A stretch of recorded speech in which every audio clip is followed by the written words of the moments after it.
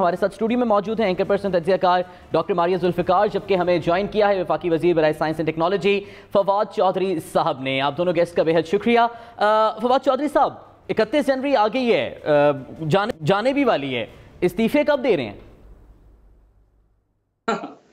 देखिए, मैंने तो पहले ही कहा था कि ये जो अपोजिशन की लीडरशिप है ये सियासी नाबालिगों के हाथ में है, और ये एक दिन कहते हैं हम रिज़ाइन करेंगे, दूसरे दिन कहते हैं हम लॉन्ग मार्च करेंगे, तीसरे दिन कहते हैं धरना करेंगे। और सिर्फ एक पॉइंट है कि किसी तरीके से हमारे जो केसेस हैं जो नवाज शरीफ और जरदारी साहब पे बने हुए हैं उनमें रिलीफ किस तरह से मिल जाए। और जाहिर है कि ऐसी जो गैर इखलाकी तहरीक है उसको अवाम की सपोर्ट कैसे हासिल हो सकती थी, लिहाजा उनको अवाम की सपोर्ट हासिल नहीं हुई। इस्तीफे उन्होंने कहाँ देने थे, सारे इसी तनख्वाह पे काम करेंगे। अच्छा डॉक्टर मारिया, अवाम की सपोर्ट हासिल नहीं हुई, फवाद चौधरी साहब कह रहे हैं, और गवर्नमेंट का नैरेटिव भी ये है कि इनके जलसे नहीं जलसियाँ होती थी। फिर 31 जनवरी की डेडलाइन देना, क्या ये रियलिस्टिक था या आइडियलिस्टिक था या पॉलिटिकल डेडलाइन थे? मेरा ख्याल है ना आइडियलिस्टिक था ना रियलिस्टिक था। इसमें हुआ ये है कि आज भी हम याद कर रहे थे, कल आपने मौलाना फजल रहमान साहब की स्टेटमेंट सुनी होगी, जो उन्होंने तौजीह दी, मुझे बड़ी उस पर जो है वो हंसी आई। पहले कहा गया कि मौसम साजगार नहीं था, फिर उन्होंने कहा जी वो जब हम बैठे तो फिर हमें पता चला कि अगर हम सिंध हुकूमत ख़त्म भी कर देते हैं तो तब भी जो है वो हुकूमत का जो है वो ख़त्म नहीं होगी वगैरह वगैरह। सो सवाल यहाँ पे ये उठता है कि क्या आप लोग इतने, आपके पास लीगल माइंड्स हैं, इतने आपके लीगल एक्सपर्ट्स हैं, आपकी प्लानिंग इतनी ख़राब थी कि आपको पता ही नहीं था कि मौसम भी ख़राब होगा, आपको ये नहीं पता था कि हुकूमत नहीं जाएगी? लगता है असल में मेरा ख्याल है फवाद चौधरी साहब बेहतर बताएंगे। फवाद साहब, लगता है पाकिस्तान पीपल्स पार्टी जो है वो इधर उधर कहीं हो गई है। मौलाना साहब का जो इन्हिसार था वो सारा पीपल्स पार्टी पे था। पीपल्स पार्टी ने सोचा कि हम अपनी हुकूमत जो है वो क्यों हम उसका जो है वो तख्ता उल्टाएं, क्योंकि फिर उनके केसेस वगैरह वगैरह प्रॉब्लम्स उनके लिए बहुत ज़्यादा हो जाएंगी। प्रॉब्लम वहाँ आई है, क्या कहेंगे फवाद साहब? देखिए, बात यह है कि कोई भी लोग जो पॉलिटिक्स कर रहे होते हैं वो अपने स्टेक्स के ऊपर खेलते हैं। अब पीपल्स पार्टी का स्टेक जाहिर है कि सिस्टम में सबसे ज्यादा है, उसके बाद PMLN का है, और फजल रहमान साहब का तो चूंकि कोई स्टेक नहीं है। 1300 हलकों में इलेक्शन होते हैं, 1200-1300 हलकों में फजल रहमान साहब की पार्टी टोटल 50-55 हलकों में इलेक्शन में हिस्सा भी लेती है। सो आप अंदाजा लगा सकते हैं कि इस सिस्टम में उनका स्टेक का कोई शेयर जो है बहुत छोटा है। उसके बाद जो PMLN है, PMLN के अंदर भी मरियम नवाज और नवाज शरीफ तो पार्लियामेंट से बाहर हैं, लेकिन जो लोग पार्लियामेंट के अंदर हैं उनका स्टेक तो बड़ा ज्यादा था, लिहाजा वो क्यों हमायत करेंगे मरियम साहिबा के स्टेटमेंट की। और इसी तरह से पीपल्स पार्टी का, जिस तरह आपने कहा कि वो पीछे हट गए, तो ना सिर्फ पीपल्स पार्टी पीछे हटी बल्कि PMLN के अंदर भी उनको रिस्पॉन्स जो है वो नहीं मिला। आपने देखा ही मुर्तजा अब्बासी ने और दूसरे जो कैप्टन सफदर के भाई हैं, हालांकि उन्होंने रिजाइन किया, तो उन्होंने मरियम नवाज ने तो पूरा जोर लगाया कि आप जाके कह दें स्पीकर को कि इस्तीफे हमने दिए हैं, लेकिन उन्होंने कहा कि नहीं, उन्होंने वापस मरियम की बात नहीं मानी। लिहाजा जब भी आप इस तरह का करेंगे तो आपको अपनी जो समझिए कि जो स्टेक्स हैं उनको जहन में रख के एनालिसिस करना चाहिए। अच्छा फवाद चौधरी साहब, आपने भी कुछ अर्सा पहले ये बयान दिया था कि इंसाफ में हमें जो इस्लाहात लानी चाहिए थी उस तरह से नहीं आ सकी। खान साहब भी मुतादिद मरतबा ये बयानात देते रहे हैं कि जो जिस तरह से परफॉर्म करना चाहिए था उस तरह से नहीं किया जा सका। फिर आपके नाराज़ अरकान भी अभी रिसेंटली ये कह रहे हैं कि ख़ासतौर पर पंजाब में PTI अपने नज़रिए के मुताबिक काम नहीं कर रही। तो एक जानिब आप ये एतराफ़ात करते हैं, दूसरी जानिब अपोजिशन भी ये कहती है कि हुकूमत डिलीवर नहीं कर रही, तो फिर इन दोनों बयानात में फ़र्क कहाँ पर है? देखिए, फ़र्क यह है कि इमरान खान की और हुकूमत की तो पूरी नीयत है डिलीवर करने की। हम तो उन प्रैक्टिकल प्रॉब्लम्स की बात करते हैं जो कि डिलीवरी में हाइल, मिसाल के तौर के ऊपर ये हम जो अगर आप बात करें कि सर्विसेज की, फॉर एग्जांपल उनमें बेहतरी अगर नहीं आई, अगर आप सुबह हम स्कूल जाते हैं तो आपको प्रॉब्लम आती है, बच्चे स्कूल में टीचर नहीं है, प्रोवेंशियल प्रॉब्लम है। अगर आपने सड़क नहीं सही, प्रोवेंशियल प्रॉब्लम है। अगर आपको हॉस्पिटल में डॉक्टर नहीं है, प्रोवेंशियल प्रॉब्लम है। पुलिस कोऑपरेट नहीं कर रही, प्रोवेंशियल प्रॉब्लम है। तो हुआ क्या है, 18वीं तरमीम और NFC अवार्ड के बाद जिस किस्म का ढांचा हमने पाकिस्तान में खड़ा कर दिया है, उसमें आपकी जो डिलीवरी है उसके अंदर बहुत बड़ी एक गैप्स है।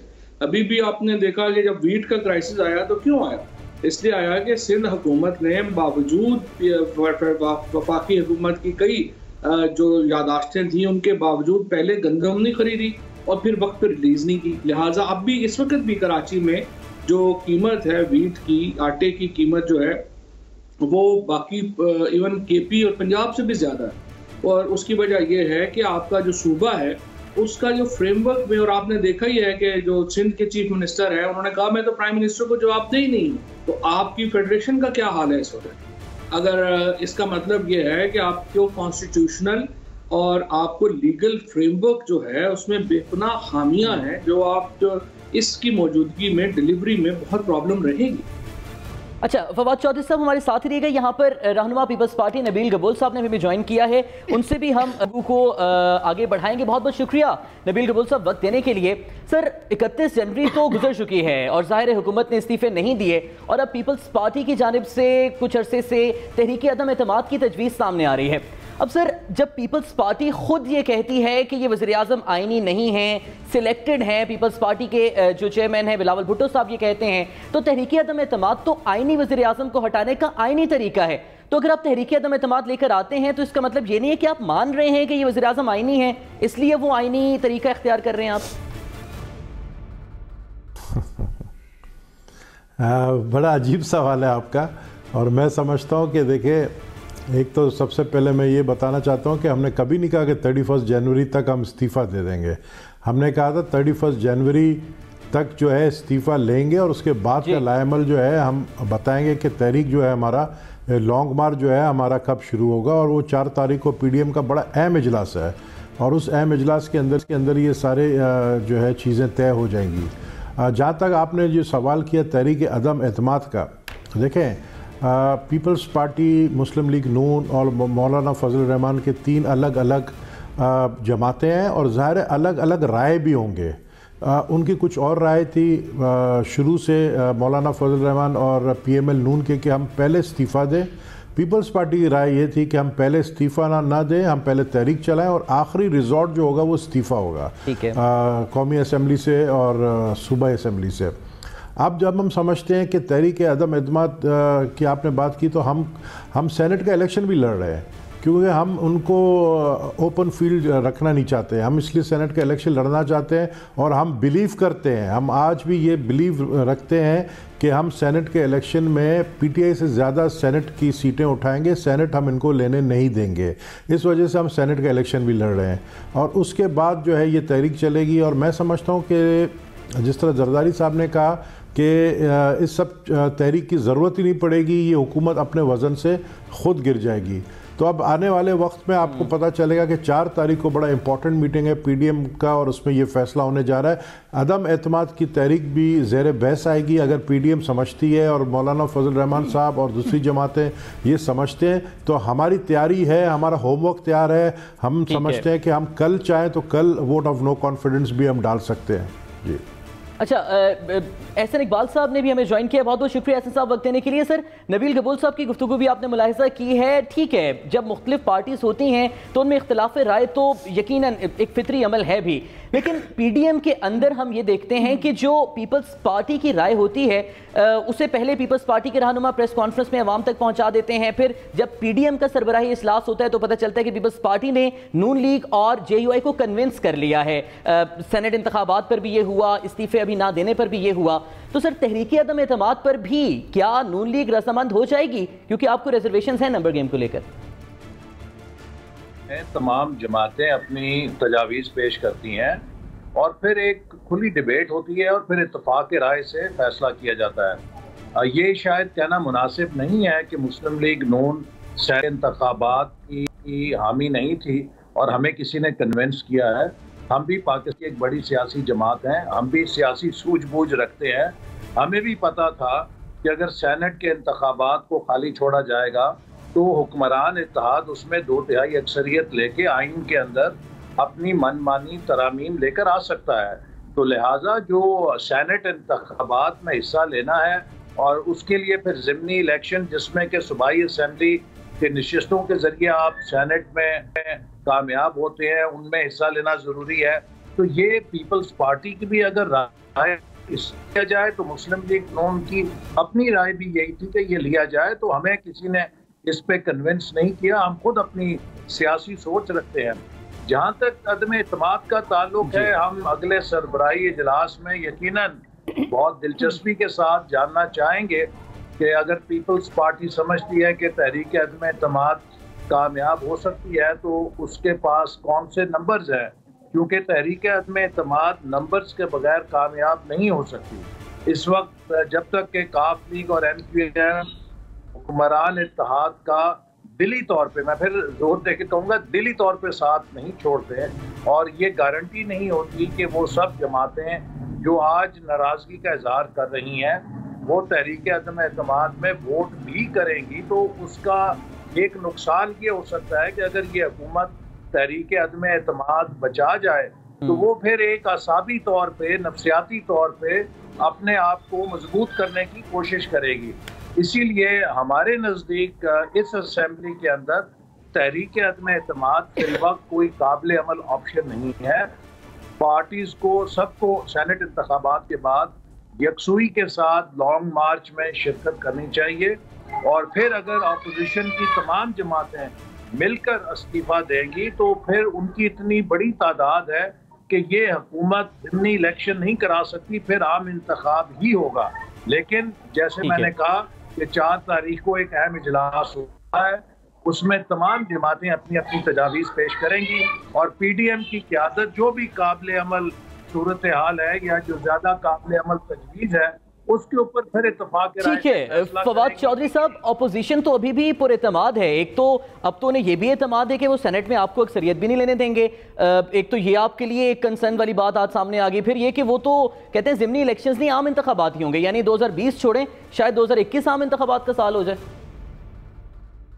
देखिए बात यह है कि अपोजिशन की बात को कोई सीरियसली नहीं लेता, क्योंकि ये तो अब हौसला देने वाली बात है। अपने लोगों को एक हौसला देना चाहते हैं कि अगले 3 महीने ठीक हो जाएंगे, नहीं उससे अगले 3 महीने ठीक हो जाएंगे, नहीं उससे अगले 3 महीने ठीक हो जाएंगे।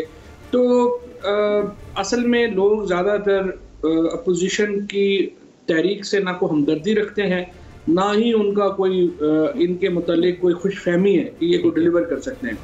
यानी आज तक मरियम नवाज ने या PMLN के लीडर्स ने हमें ये नहीं बताया कि वो क्या काम है जो 30 साल में वो नहीं कर सके, जो आके अब वो करेंगे तो मुल्क ठीक हो जाएगा।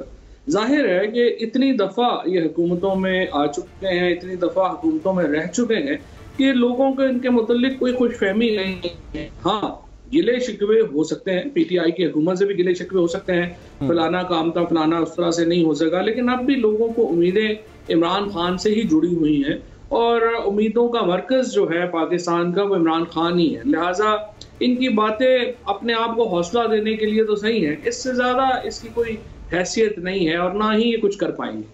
ठीक है, हुकूमत को तो अभी भी उम्मीद है कि अपोजिशन कुछ नहीं कर पाएगी, लेकिन अब अपोजिशन क्या कर पाएगी, उसका एतमाद जो कायम है उसकी वजह क्या है और एहतसाब का बयानिया कहाँ पर खड़ा है, इस पर बात करेंगे। जो ओपन बैलेटिंग के जरिए शफाफ इंतखाबात वाली बात है उसकी तरफ बढ़ें। एक पोल है, इस सवाल जो हमने अवाम के सामने रखा है, हम उसका नतीजा अवाम और गेस्ट के सामने रखेंगे। अब सवाल था कि क्या हुकूमत और अपोजिशन की तवज्जो अवामी मसाइल को छोड़कर सियासत पर है। 61% लोग ये नजरिया रखते हैं कि जी हाँ, हुकूमत और अपोजिशन की तवज्जो सिर्फ सियासत पर है, जबकि 39% लोग ये कहते हैं कि नहीं, हुकूमत और अपोजिशन की तवज्जो अवामी मसाइल पर है, सियासत पर नहीं है। ये वो सवाल था जो हमने अवाम के सामने रखा था और इसके नताइज भी हमने आप तक पहुंचा दिए हैं। अब एक मतलब फिर से गुफ्तगू का सिलसिला आगे बढ़ाएंगे, इससे पहले कि सेनेट इंतखाबात पर हुकूमत और अपोजिशन का मौक़िफ़ लें। डॉक्टर मारिया, गवर्नमेंट भी ये कहती है कि शफाफ इंतखाबात होने चाहिए ओपन बैलेट के जरिए, क्योंकि खान साहब ने भी कहा रेट लगना शुरू हो जाते हैं। अपोजिशन को भी यही एतराज़ात हैं। आप क्या समझते हैं, अपोजिशन को मान लेनी चाहिए ये जो अब इस्लाहात पर अगर बहस होती है, आइन ऐवान में अगर आईनी तरमीम के जरिए ये आना चाहते हैं ओपन बैलेट पर, तो अपोजिशन को इस चीज़ को इस्तेमाल करना चाहिए अपने नैरेटिव को स्ट्रॉन्ग करने के लिए कि हम भी चाहते हैं? अच्छा साद, मुझे ना दोनों तरफ जो है, I play the devil's advocate, मुझे दोनों तरफ जो है वो कॉल ऑफ फेल में ताज़ाद नज़र आता है। हुकूमत अगर कह रही है हम ओपन बैलेट से जाना चाहते हैं, well and good, very good, आप ट्रांसपेरेंसी इंश्योर करना चाहते हैं, फिर इस टाइम पे MNAs MPs को आप 50 करोड़ का फ़ंड क्यों दे रहे हैं? बजट का टाइम भी नहीं है, ऑब्वियसली आपको वो ब्लैकमेल कर रहे हैं, आप उस तरीके से कर रहे हैं, कान यहाँ से पकड़े वहाँ से पकड़े, बात तो एक ही है। अपोजिशन का ये कि एक तरफ आप कहते हैं कि जी वोट को इज्जत देनी है, दूसरी तरफ आप वोट चोरी का रास्ता जो है वो हमवार कर रहे हैं, तो कॉलो फेल में तो दोनों में तजाद, दोनों के तजाद नजर आता है। अच्छा फवाद चौधरी साहब, अगर आर्ग्यूमेंट ये है कि इलेक्शन में रेट लगता है, जिस तरह के खान साहब ने भी कहा कि जो सेनेटर पैसे दे के सेनेटर बना है, तो क्या गारंटी है कि वो पैसे नहीं कमाएगा, अवामी वसाइल का गलत इस्तेमाल नहीं करेगा? तो फिर यही आर्ग्यूमेंट लोअर हाउस में भी नहीं होना चाहिए, क्योंकि आज़ाद उम्मीदवार भी तो इसी आर्ग्यूमेंट के तहत गवर्नमेंट पार्टी को ज्वाइन करते हैं।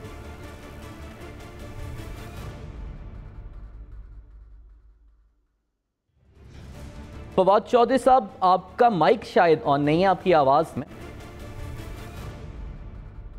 तो जो इलेक्शन है प्राइम मिनिस्टर का वो पहले ही ओपन है, लिहाजा वहां पे तो जो तमाम वोटिंग है वो ओपन होती है, लिहाजा जो आपका आर्गुमेंट है वो सही है कि लोअर हाउस पे भी यही अप्लाई होती है। तो फिर क्या इन तमाम इस्लाहात को अक्रॉस द हाउस नहीं आना चाहिए, सिर्फ सेनेट पे सिलेक्टिव क्यों किया जा रहा है गवर्नमेंट की जानिब से? नहीं, आप समझे नहीं। सेनेट का इलेक्शन जो है वो करती है सूबाई असम्बलियां और कौमी असम्बली, ठीक है। लिहाजा सेनेट के इलेक्शन में ये है कि पहले इस वक्त सीक्रेट बैलेट है, उसको हम कह रहे हैं ओपन बैलेट कर दें, ताकि जो सेनेटर जो इलेक्ट हों उनका पता हो कि वो उनको वोट किसने दिया। बिल्कुल सही। तो इससे पहले ये हो रहा है कि सेनेट के जो वोट है वो उसके ऊपर एलिगेशंस आते हैं कि बहुत ज़्यादा सेनेट के इलेक्शन में पैसा चलता है, और आपको याद होगा कि 20 लोग पीटीआई ने अपनी पार्टी से निकाल दिए थे इस बात के ऊपर कि उन्होंने पैसे लिए थे और वोट जो है वो बेचा था। और उसके बाद मुख्तलिफ औकात में खुद PMLN और पीपल्स पार्टी के दरमियान जो चार्टर ऑफ डेमोक्रेसी साइन हुआ, उसकी क्लॉज 23 एग्जैक्टली वो भी यही कहती है कि जो सेनेट का इलेक्शन है वो ओपन होना चाहिए। अच्छा नबील कबूल साहब, ऑपोजिशन को ये एतराज़ है कि ओपन बैलेट का मामला उसूली तौर पर तो ठीक है, ट्रांसपेरेंसी होनी चाहिए इलेक्शन में, लेकिन टाइमिंग ख़राब है, बदनीयती पर मबनी इस वक्त गवर्नमेंट का ये स्टेप है। तो अगर उसूली तौर पर यह चीज़ ठीक है तो अभी भी इस पर ऑपोजिशन को रजामंदी जाहिर नहीं कर देनी चाहिए सर? देखिए, उसूली तौर पर तो मैं खुद इसका हामी हूँ और अभी से बहुत पहले से हूँ। मैं समझता हूँ कि सेनेट के इलेक्शन से ही सबसे ज़्यादा मैसिव करप्शन नज़र आती है, क्योंकि आपको पता है कि किस तरीके से वोट बिकते हैं, और ख़ुद इमरान खान के पिछले सेनेट के इलेक्शन में 20 MPs जो है वो बिके हैं KPK के अंदर। मैं पर्सनली इसका हामी हूँ, लेकिन बात यह है कि ये हो नहीं सकता है ओपन बैलेट। इसलिए नहीं हो सकता है कि आप सिर्फ सेनेट के इलेक्शन में एक वोट नहीं देते, आपका पॉइंट्स भी काउंट होता है, आपके उस पॉइंट से जो है सेनेटर्स इलेक्ट भी होते हैं। आप कितनी दफ़ा हाथ उठाएंगे खड़े होकर, तो वो उसके लिए आपको अमेंडमेंट पड़ेगा बिल के अंदर, कॉन्स्टिट्यूशनल अमेंडमेंट, क्योंकि कॉन्स्टिट्यूशन में ये लिखा हुआ है कि सीक्रेट बैलेट होगा सेनेट के इलेक्शन के अंदर। हम तो यही चाहते थे कि जनरल इलेक्शंस के अंदर भी इलेक्ट्रॉनिक वोटिंग सिस्टम मौजूदा हुकूमत ने वादा भी किया था, इमरान खान ने ये बात तो नबील कबूल साहब, कॉन्स्टिट्यूशनल अमेंडमेंट के लिए अगर आपको बुलाया जाता है ऐवान में, तो फिर आप हिमायत करेंगे इसकी? अगर आईनी तरमीम के लिए आपको बुलाया जाता है ऐवान में तो देखिए, इस वक्त मैं समझता हूँ कि टाइम बहुत कम रह गया। मैं समझता हूँ ये तो कह रहे हैं कि इलेक्शंस को ये फरवरी में कराने के चक्कर में, लेकिन ये वो भी नहीं करा पाए अभी तक। सुप्रीम कोर्ट पे इनका पिटिशन दाखिल है, उस पर कोई फैसला नहीं आया। अभी टाइम बहुत कम है, ये हो नहीं पाएगा। तो इसलिए जो सिस्टम चल रहा है उस पर चलने दें, और मैं पूरा उम्मीद हूँ, क्योंकि इनको देखिए ख़तरा है कि इनके अपने MPs जो हैं और इनके अपने MNAs जो हैं इनके साथ दगा करेंगे। इसलिए हम तो ख़रीद नहीं रहे MPs को, ये अभी से ही अपने जो है पार्लियामेंटेरियंस को खरीद रहे हैं 50-50 करोड़ रुपया डेवलपमेंट फंड देकर। और आप देखें जो पार्टी का सरबराह कह चुका है अपने पार्लियामेंटेरियंस को खरीदा जा रहा है। हुकूमत पाकिस्तान ने एहतसाब का नारा लगाया, PTI एहतसाब अक्रॉस द बोर्ड करने के नारे पर इक़्तिदार में आई। अपने भी जो पार्टी के लीडर्स थे, मुख्तलिफ पार्लियामेंटेरियंस थे, उनके खिलाफ भी कार्रवाइयां हुई। लेकिन अब सवाल ब्रॉडशीट की तहकीकाती कमीशन पर आकर रुक गया। जब तहकीकाती कमीशन एक रुकनी बनाया गया और उसकी सरबराही भी एक ही रुकन जस्टिस रिटायर्ड अजमत शेख साहब को सौंप दी गई। अब इस पर अपोजिशन की जानिब से भी सवालात उठ रहे हैं और ओवरऑल भी इस कमीशन की तश्कील की नीयत पर भी सवाल उठ रहे हैं। नबील कबूल साहब, क्या समझ रहे हैं आप, अपोजिशन की बुनियादी आर्गुमेंट क्या है? क्यों जस्टिस अजमत शेख साहब से आपको इख्तलाफ है बतौर उनकी इस कमीशन की सरबराही और इस कमीशन में शामिल होने पर? मेरे ख्याल में शायद, मैं अभी स्क्रीन मेरे सामने नहीं है, लेकिन एहसन इकबाल साहब से अगर ये सवाल करते तो बेहतर होता। नबील कबूल साहब, एहसन इकबाल साहब हमारे साथ अभी मौजूद नहीं है, तो अपोजिशन का नैरेटिव फिर आपसे ही हम लेना चाहेंगे, क्योंकि एहसन इकबाल साहब नहीं है हमारे साथ अभी मौजूद। तो ये, हाँ, इसलिए ये सवाल बनता है, यही मुस्लिम लीग के लिए बनता है, क्योंकि उनको एतराज़ है, और चूंकि हम मुस्लिम लीग के साथ पीडीएम में शामिल हैं तो हमें टो करना पड़ता है। जाहिर है कि जो उनको एक एतराज़ है जस्टिस अजमत सईद, क्योंकि वो समझते हैं पनामा के अंदर मेन उनका जो है जो वर्डिक्ट आया वो खुद पीपल्स पार्टी को as an independent political party एतराज़ नहीं है जस्टिस अजमत शेख साहब से। मैंने कहा ना कि चूंकि मुस्लिम लीग नून को एतराज़ है तो इसलिए हम उनको सपोर्ट कर रहे हैं इस बात के ऊपर, और हम समझते हैं कि अगर कोई कंट्रोवर्शियल फिगर होता है किसी कमीशन का सरबरा तो उसको नहीं रखना चाहिए। अगर उस पर उंगलियां उठी हुई हैं या उठती हैं या उठ रही हैं तो उनको तब्दील करना चाहिए, ताकि कल को अगर किस कमीशन की रिपोर्ट अगर आती है हम उसके ऊपर मैं समझते हैं एंडोज हम नहीं करेंगे, क्योंकि पहले ही से अगर वो कंट्रोवर्शियल फिगर है तो उसको चेंज करना चाहिए। ठीक है, फवाद चौधरी साहब, कंट्रोवर्शियल फिगर हैं, उनके स्टेक्स, क्योंकि वो भी उस दौर में नैब का हिस्सा थे जिस दौर की उन्होंने तहकीकात करनी है, तो फिर उनका कमीशन को हेड करना और सिर्फ उन्हीं का कमीशन में होना, क्या जानिबदार रह पाएंगे तहकीकात से? अच्छा, पहली बात तो ये है कि वो उस दौर में हिस्सा नहीं थे नैब का जब ये ब्रॉडशीट का मामला जो है वो चल रहा था। वो उन्होंने नैब को उसके बाद ज्वाइन किया था, और वो भी as a special prosecutor join किया था। उनका कोई फंक्शन नहीं था, एग्जीक्यूटिव फंक्शन नहीं था। जैसे आप वकील हायर करते हैं मुख्तलिफ केसेस के लिए, वैसे ही उनको जो है वो, चूँकि वो एक बड़े वकील थे अपने दौर के, तो उनको केसेस में हायर किया गया था। दूसरी बात यह है कि ये जो आपने कहा कि चूँकि वो एक कंट्रोवर्शियल है, तो कंट्रोवर्शियल तो एक प्लान के तहत किया जाता है। जो भी शख्स तहकीकात करता है नैब के केसेस के इनके खिलाफ, उनको प्लान के तहत कंट्रोवर्शियल किया जाता है, चाहे वो GIT हो, चाहे वो पनामा का बेंच हो, चाहे वो जज हो। ये तो अपने जाती लगाए हुए जजों के अलावा किसी और के ऊपर तो इनका एतबार ही नहीं है। तो ये इफ्तिखार चौधरी हो, मलक यूम हो, सदर तारड़ हो, उसके अलावा तो इनका कोई जज है ही नहीं जिसके ऊपर ये एतबार करते हो, क्योंकि इन्होंने मुसलसल एक प्लानिंग के तहत तमाम उन इदारों को, चाहे वो नैब का इदारा हो, चाहे वो GIT हो, चाहे फौज हो, चाहे जुडिशरी हो, एक प्लान के तहत उनके खिलाफ कैंपेन्स बनाई जाती हैं और चलाई जाती हैं। और यही एग्जैक्टली जो है दोबारा PMLN ने किया है। उन्होंने अजमत सईद जैसे बड़े जज के खिलाफ एक कैंपेन की, एक प्लान कैंपेन की है, बट इससे कोई फर्क नहीं पड़ता। ठीक है जी डॉक्टर, मेरा एक सवाल है फवाद चौधरी साहब के लिए। फवाद साहब, आपने ऑब्वियसली ये जो TORs हैं ये देखे हैं, इसके जो कमीशन के हैं।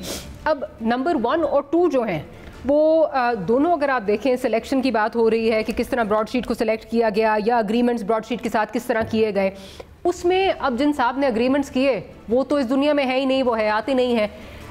फारूक आदम साहब नहीं है, साथ ही साथ जनरल अमजद, आप हाँ ठीक है जनरल अमजद इस वक्त हयात हैं, लेकिन इस सब में अगर आप ये देखें तो 1 और 2 अगर आप देखें तो लॉपसाइडेड नहीं हो जाएगा? आप किस तरह एसरटेन करेंगे? It will be one's word against the other.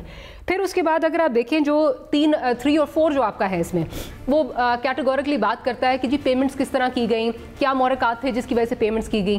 Payments जब की गई तो उस वक्त with the assent of the president of the time who was Pervez Musharraf.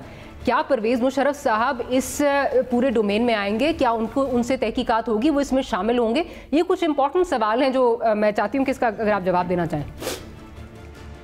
पहली बात तो यह है कि एक इंस्टीट्यूशनल मेमोरी होती है और ये आना जरूरी नहीं है कि लोग क्या कहते हैं, आपने देखना है कि डॉक्यूमेंट्स क्या कहती हैं। तो जो सारा रिकॉर्ड है वो अवेलेबल होगा जस्टिस अजमत सईद साहब को, एंड ही कैन एसरटेन कि किन हालात में कैसे हुआ और किन लोगों ने किया और कौन लोग थे।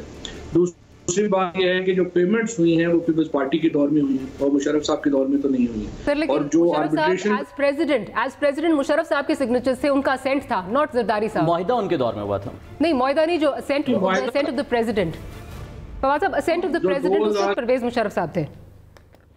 नहीं, एसेंट तो हर एक के ऊपर होती है ना, एग्जीक्यूटिव डिसीजंस होते हैं। प्रेसिडेंट ऑफ पाकिस्तान का तो एसेंट नहीं होता ना, प्रेसिडेंट ऑफ पाकिस्तान रिप्रेजेंट करते स्टेट को।